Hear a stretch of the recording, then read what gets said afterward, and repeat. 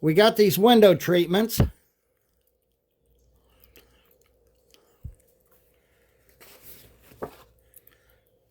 And of course, we've got the ones that say Vinny's Grill on it. Daily lunch specials. Sounds good, don't it? I could stand for a good big cheeseburger now. Then we've got these that have a little bit more industrial look to them. Well, they all have an industrial look to them, which is fine. And here's one that's actually showing it for rent. Yeah. Oh, well, it says apartment for rent. Okay.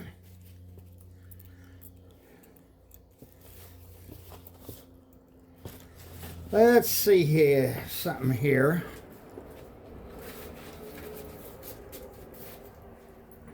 The putting in the window glass, it's pretty, what you would call, that's pretty much a given. That's easy to do. And it looks like these windows are spaced just right. So it looks like we'll just be able to put that in. Now the way I put those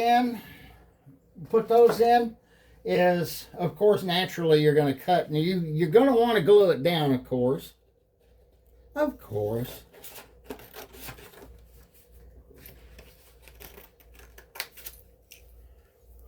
But of course. So, oh yeah. Yeah, you could do it all four in one shot, and that would work.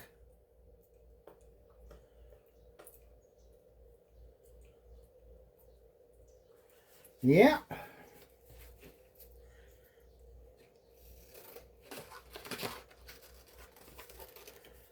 You know, just gluing in the glass, that's pretty straightforward. Good grief, people. We've been doing that for, what, the last 500 years that model railroading's existed? Gluing in the window treatments, however, is a little bit different to some degree. Now, what I like to do, you can use white glue on that. You can certainly use white glue. I do have this clear glue. And we can go in here. We're going to spread a little bit around in here on the window glass.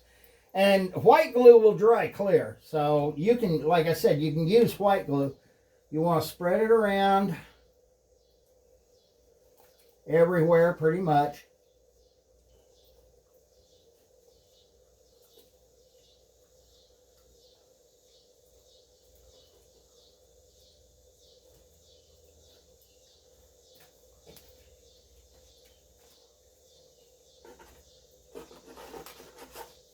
Alrighty, we need to take off some edge on the side here. Just a little bit.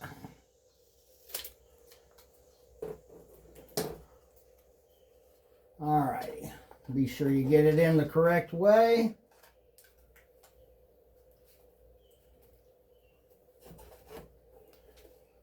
And you got it.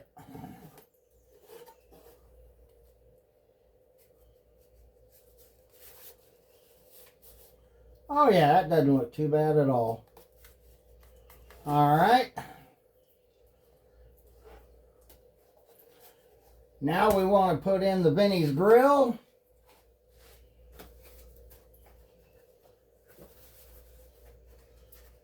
Yep, these were kind of made for this building, so at least those are the proper parts.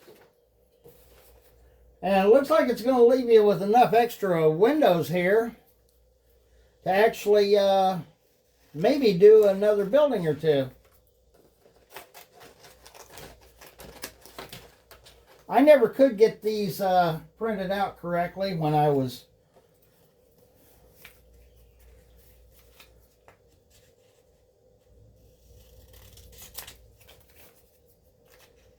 again, you just spread the glue over the glass. Not going to hurt anything.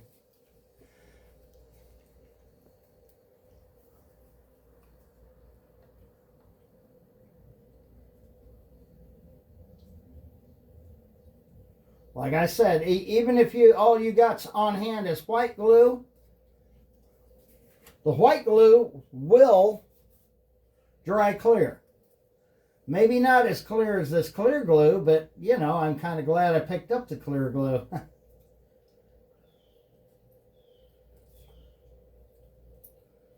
Alrighty. Well, there's my rag. Alright.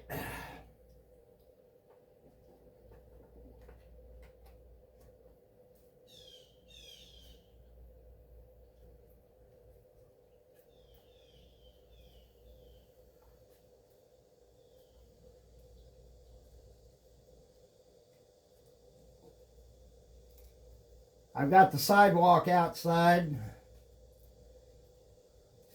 All right, let's see here. Oh, yeah.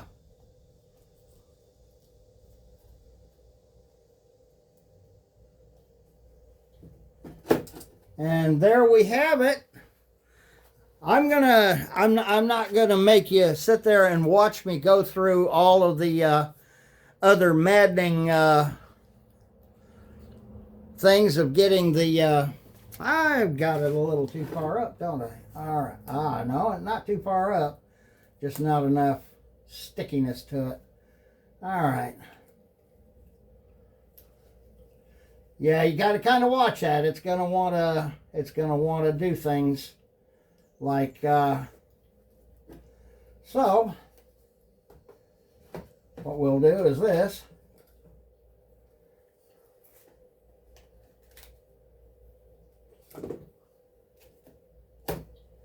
And we'll let it dry. And while I'm at it,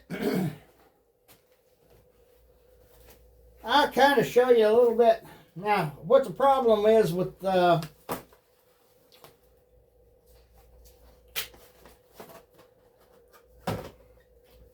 these Paragon, these Broadway Limited engines. Yes, I've got a couple of HO engines here.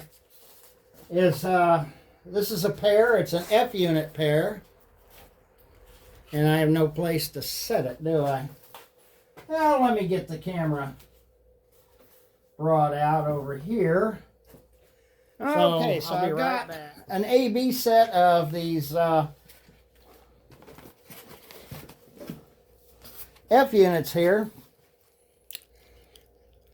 They're pretty nice engines. These, now, in case you're wondering why I have HO engines on an O-gauge railroad, what it is I picked this stuff up primarily for resale. Now, I got this with a bunch more engines, so I got a bunch of engines in this tote here that's holding everything up.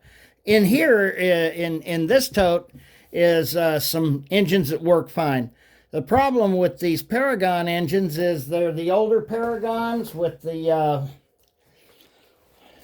with some bad die-cast frames in them. So what's happening? It says, in fact, there's a note right here. Frame is warped, cracking, zinc pest, as is. Well, it's 4 parts, and the guy was only asking $40 for it. I didn't pay that much for it. That right along with the junkers that are down in the bottom of the tote, the big tote there that's holding everything up there, and the engines that do work. And there's about 6 engines that work in there. They're fine engines. 3 of them are old Atlas. 2 of them are SD24s. One's a GP40, and then there's a BL2, which is old AHM, which it probably still runs just fine.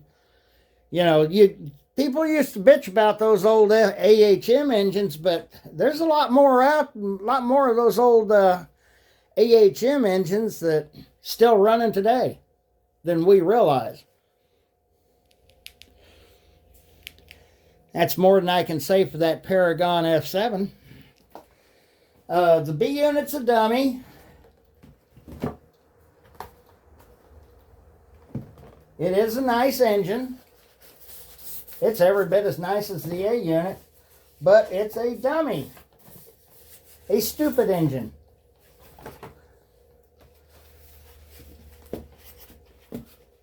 So over a period of time on the Madness program, we might take and see what we can do with this.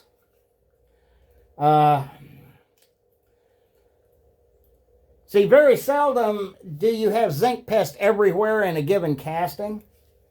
So if we can clean the zinc pest out of it, but yeah, you can tell that the frame is warping here.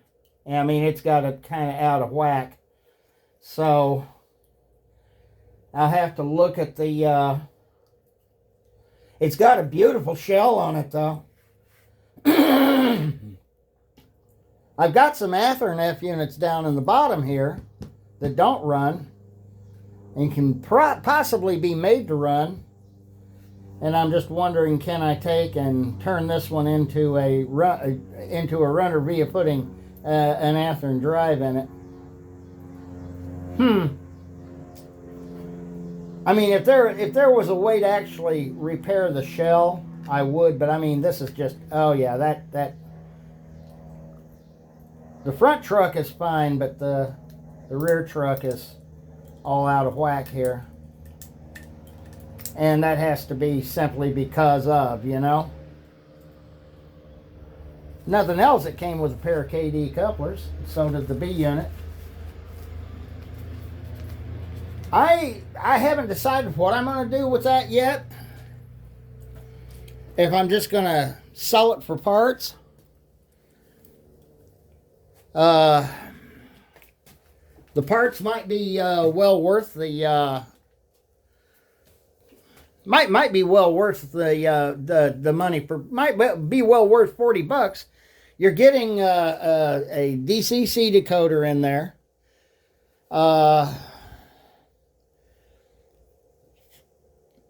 You got a good can motor with flywheels. I'm sure there's some O-scale projects I could probably use that in. There's gears, stuff like that in there. The trucks are probably just fine. Might be able to use those somewhere too.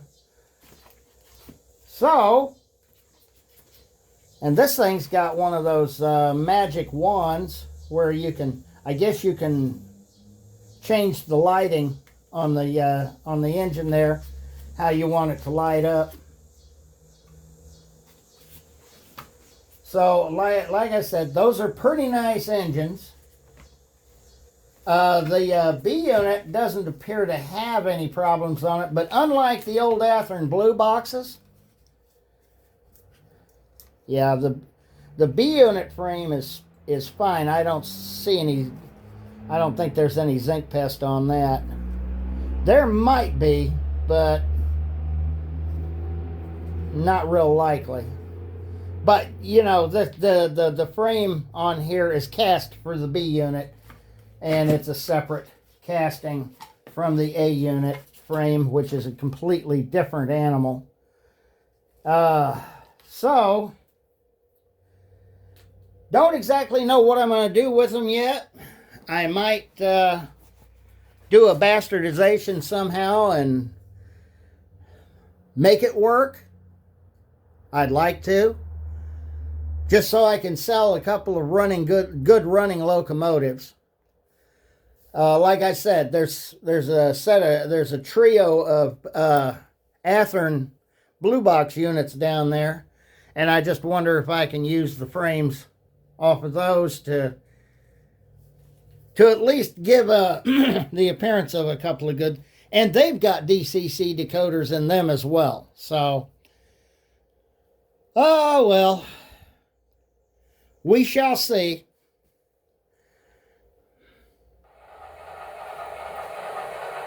Now, you didn't honestly think I would give you a show here without at least running the train, right? All righty.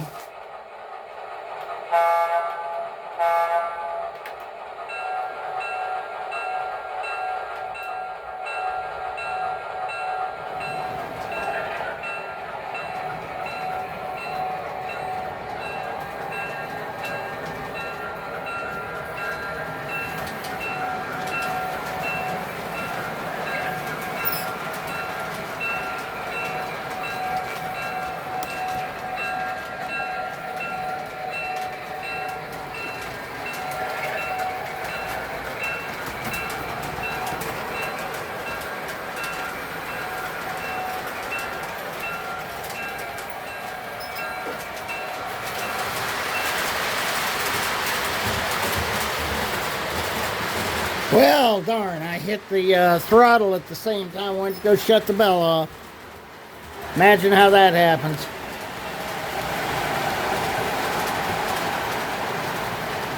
Always got to have a train to run. I do love that bay window caboose.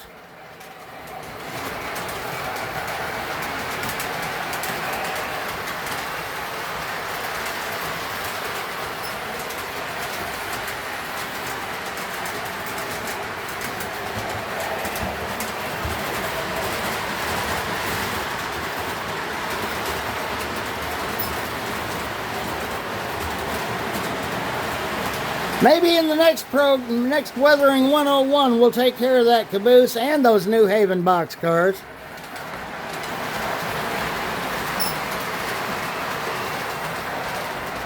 Until next time, happy railroading.